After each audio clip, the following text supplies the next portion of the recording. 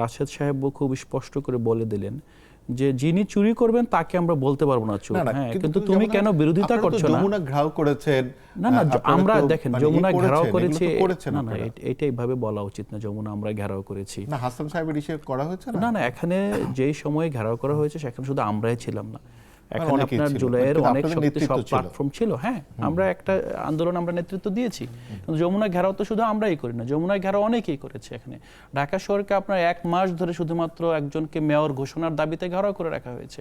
তো বিষয়টা ওই সময়ে যারা আন্দোলন করেছে কিসের ভিত্তিতে করেছে, বরং আমাদের যদি বলেন আমরা বেশিরভাগ সময় চেয়েছি এই একটা গণঅভ্যুত্থানের পরের বাস্তবতা যে রাষ্ট্র ধসে পড়েছে এটাকে অন্তর্বর্তীকালীন সরকার প্রতিষ্ঠানগুলো কিংবা একটা মিনিমাম স্টেবিলিটির দিকে নিয়ে যায়, কিন্তু সেটা তো আসলে হয় নাই। এখন যারা সরকারে আছেন তারা তো আসলে সেই অবস্থায় তখন করতে দেন নাই।